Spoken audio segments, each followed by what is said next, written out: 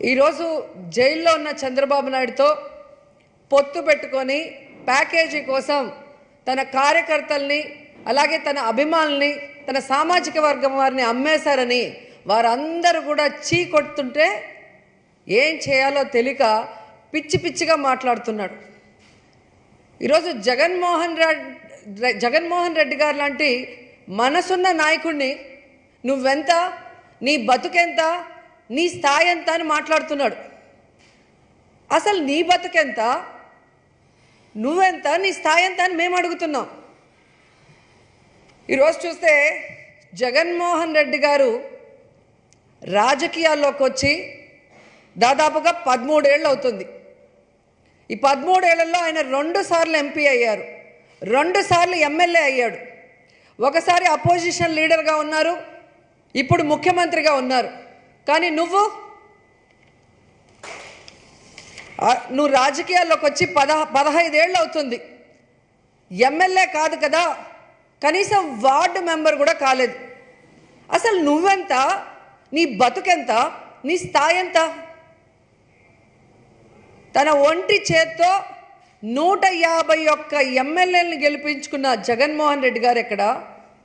2 చోట్ల నిలబడి 2 చోట్ల ఓడిపోయినా నువ్వెక్కడ? అలాగే 22 మంది ఎంపీలని తన అజెండాతో గెలిపించుకున్న నాయకుడు జగన్మోహన్ రెడ్డి గారు. కానీ నీ సొంత అన్ననే ఎంపీగా గెలిపించుకోలేక చతికిలబడ్డవాడివి నువ్వు. అసలు నువ్వెంత, నీ బతుకెంత, నీ స్థాయి ఎంత?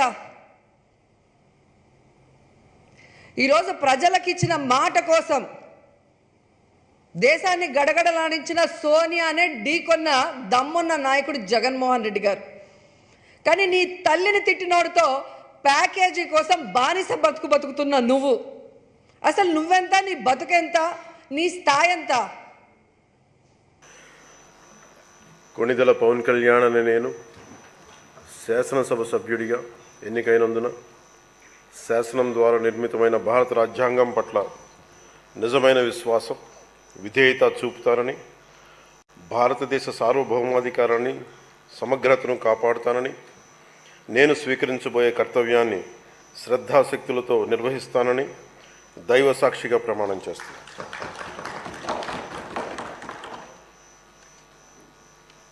కొణిదెల పవన్ కళ్యాణ్ అనే నేను ఆంధ్రప్రదేశ్ శాసనసభ సభ్యుడైన కొణిదెల పవన్ కళ్యాణ్ అనే నేను సభా నియమాలకు కట్టుబడి ఉంటానని, వాటిని అనుసరిస్తానని, సభా మర్యాదలను పాటిస్తానని, సాంప్రదాయాలను గౌరవిస్తానని దైవ సాక్షిగా ప్రమాణం చేస్తున్నాను.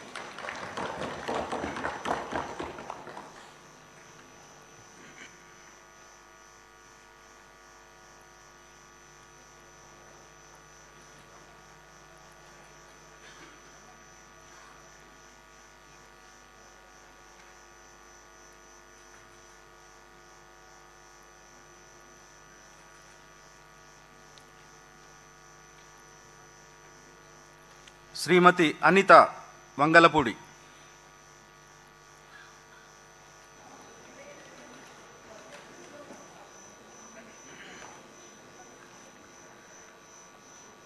అనిత వంగలపూడి అనే నేను శాసనసభ సభ్యురాలిగా ఎన్నికైనందున